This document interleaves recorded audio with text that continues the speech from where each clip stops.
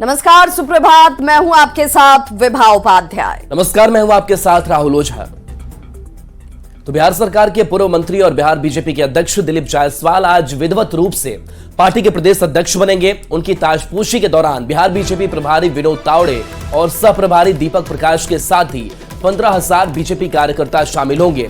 दिलीप जायसवाल ने बिहार बीजेपी अध्यक्ष पद के लिए नामांकन दाखिल किया। उन्होंने प्रदेश चुनाव पर्यवेक्षक राजेश कुमार वर्मा को अपना नामांकन सौंपा। इस दौरान उनके साथ डिप्टी सीएम सम्राट चौधरी, विजय सिन्हा और स्वास्थ्य मंत्री मंगल पांडे मौजूद रहे। बापू सभागार में राज्य परिषद की बैठक में मनोहर लाल खट्टर प्रदेश अध्यक्ष के नाम की घोषणा करेंगे। तो देखिए, बिहार बीजेपी अध्यक्ष और देखिए दिलीप जायसवाल की ताजपोशी और इसको लेकर के पूरी तैयारी बताने की। ताजपोशी के दौरान बिहार बीजेपी के प्रभारी विनोद तावड़े भी मौजूद रहेंगे। हमारे साथ शैलेंद्र न्यूज 18 संवाददाता जुड़ गए हैं। शैलेंद्र, आज विधिवत तौर से पार्टी के प्रदेश अध्यक्ष दिलीप जायसवाल बनेंगे। ताजपोशी आज होनी है, क्या तैयारी है?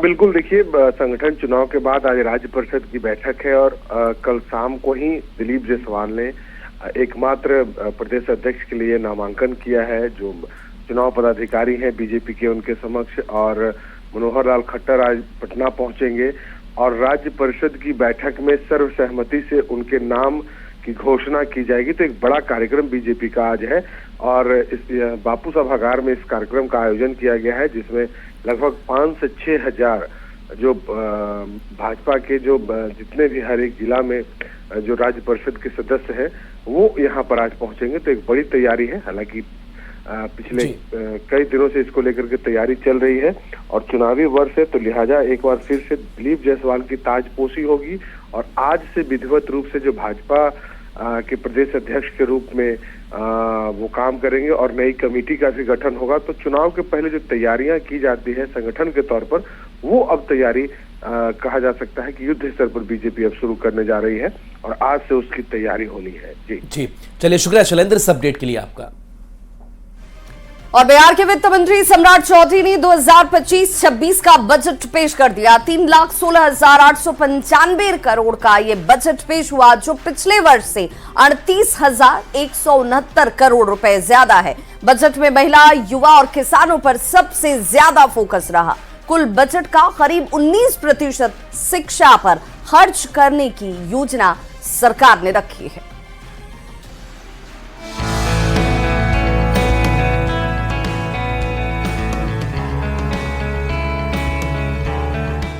पहले कहाँ उतना बढ़िया दिखती थी, अब आजकल कितना बढ़िया रखती है। नीतीश सरकार की योजनाओं के केंद्र में होती हैं महिलाएं। अब जबकि वित्तीय वर्ष 2025-26 का बजट पेश किया गया, तो उस बजट में भी महिलाओं को केंद्र में रखा गया है। पटना में महिला हाट की स्थापना की जाएगी। अन्य सभी बड़े शहरों में स्थापित महिला स्थल, व्यापार स्थल, वेंडिंग जोन में महिलाओं के लिए स्थान को पूरी तरह कनाकित करने का काम राज्य सरकार करेगी। बजट में महिला सशक्तिकरण पर जोर दिया गया, जिसमें बीएसआरटीसी में महिलाओं को नौकरी में 33% आरक्षण, बड़े शहरों में पिंक बस सर्विस शुरू होगी। पिंक बस में केवल महिला ड्राइवर और कंडक्टर होंगी। महिलाओं के लिए पिंक टॉयलेट का निर्माण होगा। हर पंचायत में विवाह मंडप बनाए जाएंगे। कामकाजी महिलाओं के लिए नए हॉस्टल बनेंगे। महिलाओं के लिए जिम ऑन व्हील होगा, जिसमें जिम ट्रेनर भी महिलाएं ही होंगी। वित्त मंत्री सम्राट चौधरी ने विधानसभा में 3.17 लाख करोड़ रुपए का बिहार का बजट पेश किया, जो पिछले वर्ष से 38,169 करोड़ ज्यादा है। 40 मिनट के बजट भाषण में वित्त मंत्री ने 52 नई घोषणाएं की।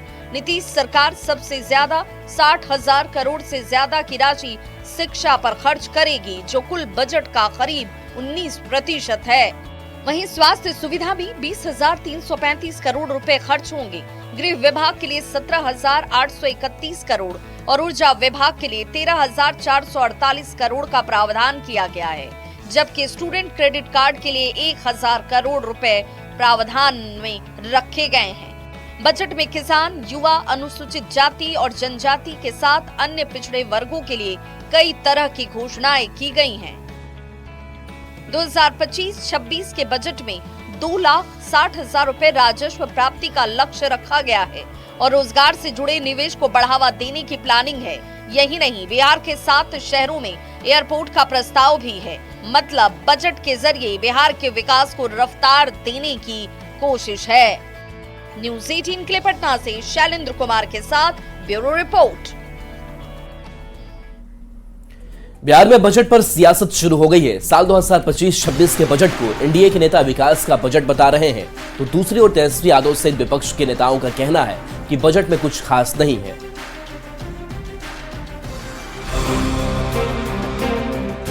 आज सबकी चिंता हो रही है। ये इन्फ्लेटेड बजट है और बिहार के हित में नहीं है।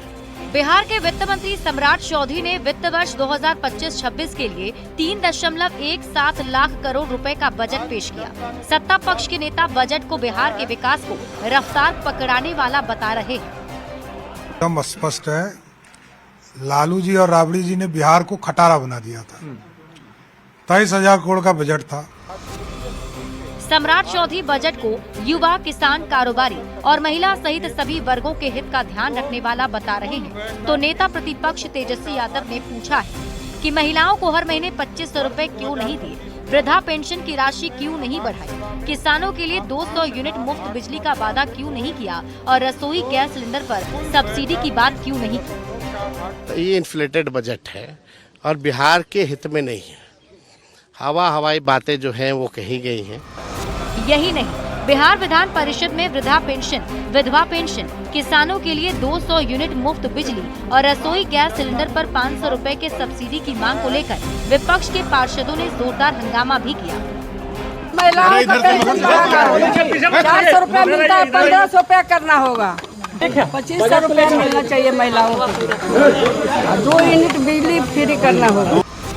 चुनावी साल और नीतीश सरकार ने बजट में महिला, किसान, युवा, अनुसूचित जाति और जनजाति और अन्य पिछड़े वर्गों के लिए कई तरह की घोषणाएं की है, लेकिन मुफ्त की रेवड़ी देने से परहेज किया है।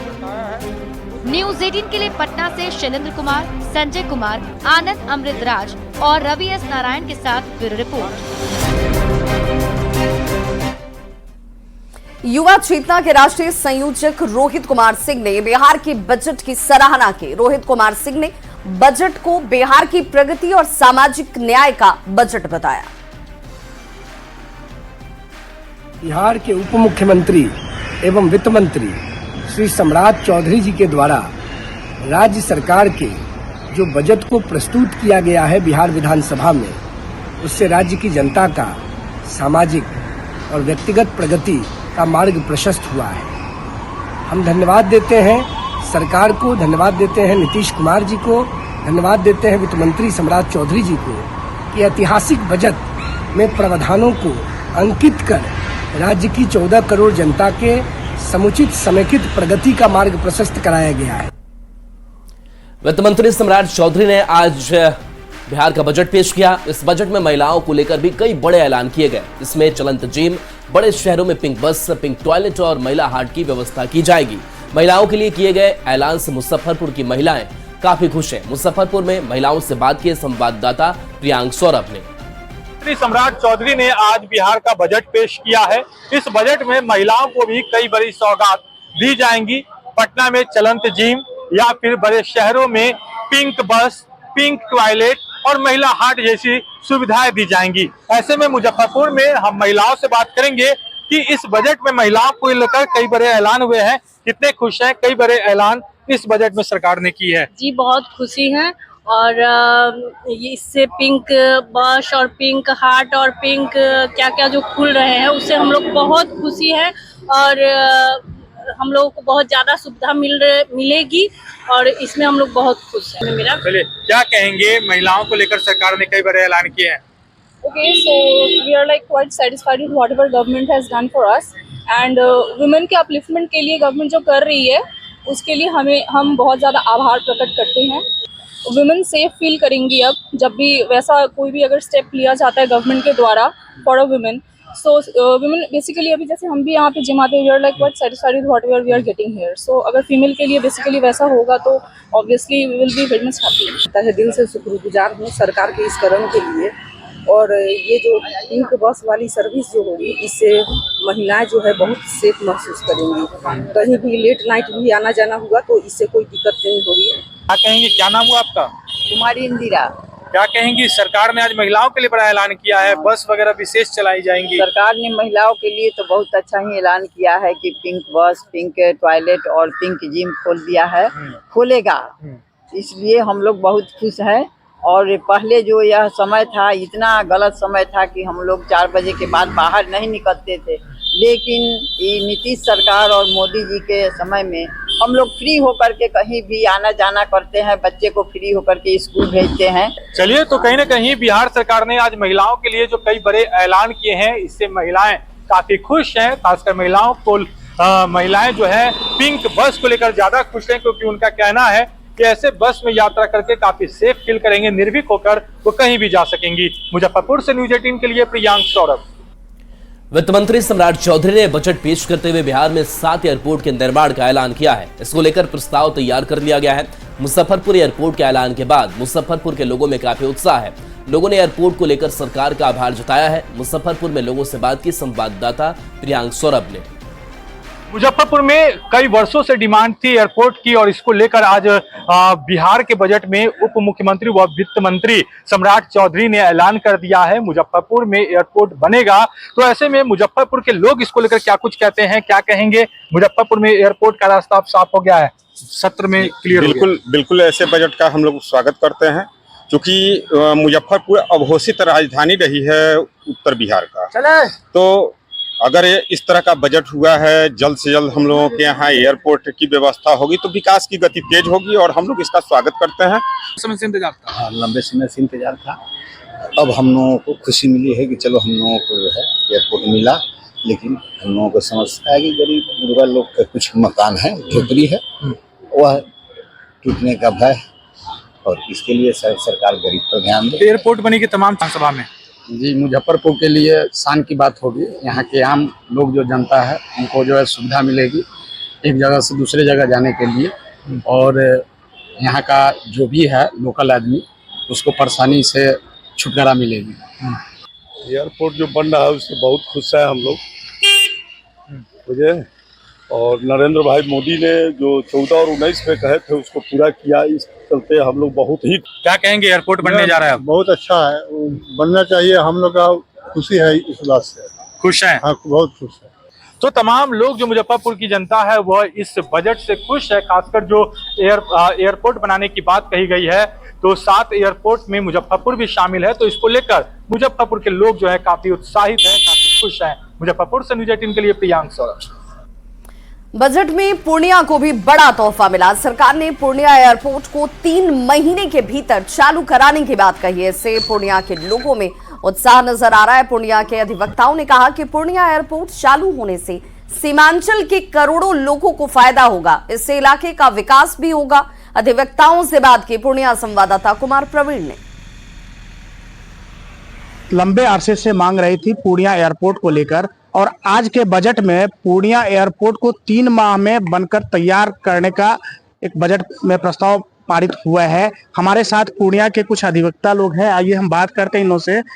इससे बढ़ के खुशी की बात पूर्णिया की जनता के लिए और कुछ नहीं हो सकती, क्योंकि पूर्णिया की जनता काफी लंबे अरसे से इस एयरपोर्ट के लिए संघर्ष करती चली आ रही थी। आज इतनी बड़ी घोषणा हुई है जिससे पूर्णिया की एक एक जनता गदगद है। उसके वर्षों की मांग यह पूरी हुई है। पूर्णिया की जनता की तपस्या सफल हुई, काफी सराहनीय रहा। और एयरपोर्ट होने से कम पूर्णिया में 2-3 चीजों के लिए लाभ होगा। व्यापारिक दृष्टिकोण से, सामाजिक दृष्टिकोण से कहा जाए तो बच्चों के लिए भी अच्छा रहेगा। एजुकेशन के लिए हम लोगों को कल तक बागडोगरा तक जाना होता था, इकोनॉमिक पॉइंट ऑफ व्यू से भी सही रहेगा। बिल्कुल बहुत खुशी का बात है, इसलिए कि कहीं ना कहीं बहुत संघर्षरत थे इसके लिए, और हर दृष्टिकोण से अच्छा है। हम बहुत बहुत आभार प्रकट करते हैं कि 3 महीना में कह रहे हैं कि अब ये बस धरातल पे हो जाए कि हाँ 3 महीना में हम लोग सब साथ में इसका स्वागत कर सकते हैं। ये बहुत खुशी की बात है। हमारे यहाँ पे एयरपोर्ट नहीं था और अब होने जा रहा है, और बच्चे जो बागडोगरा से जो जाते थे अब ये यहाँ से जाएंगे, और मेडिकल की भी सुविधा हो जाएगी, और बहुत अच्छा लग रहा है कि यहाँ पे एयरपोर्ट बन रहा है और 3 महीने के अंदर में बन रहा है, ये भी बहुत अच्छा लग रहा है। और पूर्णिया के लोगों में एयरपोर्ट के चालू होने को लेकर काफी खुशी है और लोगों का कहना है कि अगर ये एयरपोर्ट चालू हो जाता है, हालांकि सरकार ने 3 माह का टाइम दिया है कि पोर्टा केबिन बनाकर 3 माह के अंदर यहाँ पर एयरपोर्ट चालू किया जाएगा, ऐसे में इस इलाके की तस्वीर और तकदीर बदल जाएगी। कुमार प्रवीण, न्यूज 18 पूर्णिया। नीतीश कुमार के बेटे निशांत के सियासत में एंट्री को लेकर सियासी सरगर्मी तेज है। जेडीयू गोपाल मंडल ने निशांत को लेकर बड़ा बयान दिया है। गोपाल मंडल ने कहा कि निशांत राजनीति में आ गए हैं। गोपाल मंडल के बयान पर सियासत गर्मा गई है।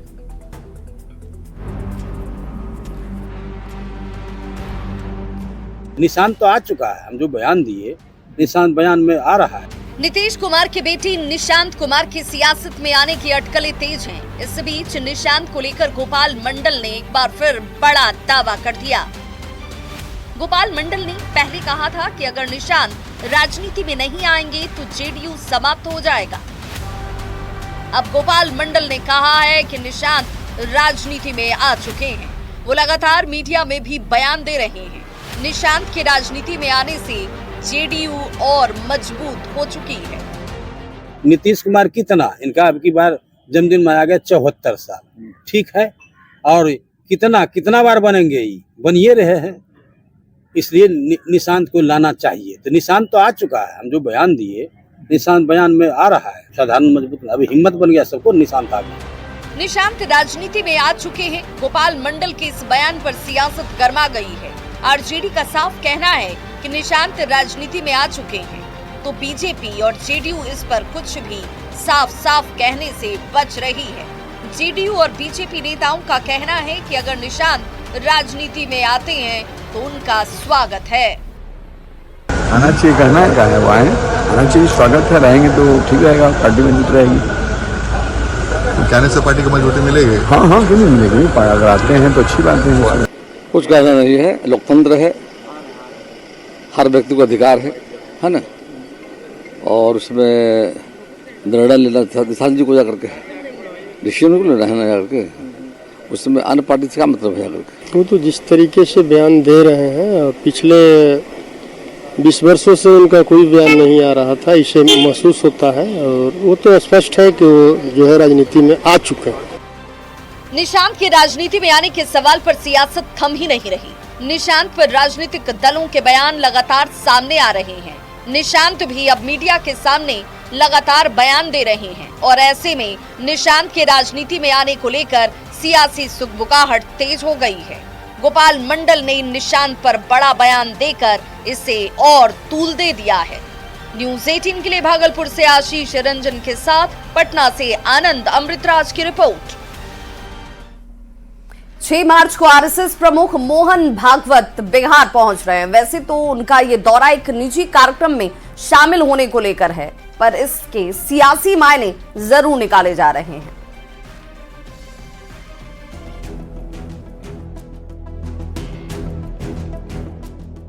आरएसएस के प्रमुख मोहन भागवत 6 मार्च को बिहार आ रहे हैं। उनके दौरे को लेकर आरएसएस के साथ साथ बीजेपी के कार्यकर्ताओं का भी जोश हाई है।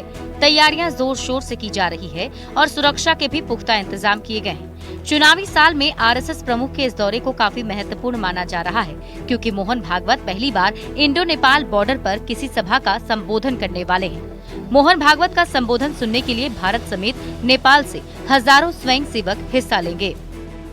वो हस्ती है जिसके बारे में जितना भी व्याख्यान किया जाए वो कम है, और यहाँ की तैयारी तो पूरे बीरपुर वासी, पूरा आरएसएस परिवार, पूरा संघ परिवार, पूरा भाजपा परिवार, सब एक तरफ से सब मिलकर इसमें जोर से तैयारियों में लगे हुए हैं।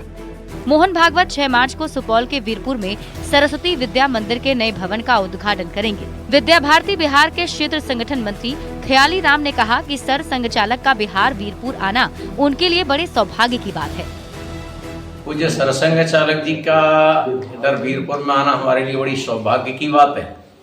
कई वर्षों से चर्चा चल रही थी कि यहाँ पर आकर के विद्यालय का लोकार्पण किया जाए, लेकिन कोरोना के कारण से व्यवस्था उस समय बन नहीं पाई। पिछले दिनों उनके साथ चर्चा हुई थी, उन्होंने कहा कि सीमा पर और विद्या भारती का अगर विद्यालय कोई खोला जा रहा है तो उसके उद्घाटन के लिए अगर मुझे बुलाया जा रहा है तो मैं जरूर आऊंगा। मोहन भागवत का दौरा बिहार बीजेपी के लिए काफी महत्वपूर्ण माना जा रहा है। संघ प्रमुख के दौरे को लेकर आरएसएस और बीजेपी के कार्यकर्ताओं का जोश हाई नजर आ रहा है। न्यूज 18 के लिए सुपौल से संवाददाता अमित झा की report. Bihar truck owner association और all India motors transport congress ने नई खनन नीति 2024 में संशोधन की मांग को लेकर 2 दिन के सांकेतिक हड़ताल पर रहे। बिहार के डिप्टी सीएम और खनन मंत्री विजय सिन्हा ने ट्रक मालिकों से हड़ताल के चक्कर में नहीं पड़ने की अपील की है। उन्होंने कहा कि खनन नीति बिहार के हित में है, ऐसे में ट्रक मालिकों को किसी के बहकावे में नहीं आना चाहिए और सरकार का समर्थन करना चाहिए। खनन विभाग के अंदर ट्रक मालिकों का जो हड़ताल की घोषणा किया है, आप लोगों के माध्यम से हम अपील करना चाहते हैं कि किसी के बहकावे में नहीं आए। खनन नीति बिहार के हित में है, विकसित बिहार बनाने का है। पथ के अंदर भी हमने जब पथ विभाग को लूटने वाले की जामात पर कार्रवाई किए हैं तो लोग को बेचैनी लगा है। तो इसलिए अच्छे काम में जो बिहार के प्रति कहीं न कहीं संवेदनशील हैं और बिहारियों के प्रति उनकी भावना, अगर जो लगता है कि हमको बिहारी को आगे बढ़ाना है तो भ्रष्ट लोग, गलत लोगों के विरुद्ध सहयोग करें, विभाग को मदद करें। और चलिए एक छोटे से ब्रेक का वक्त है, जल्द वापस आते हैं।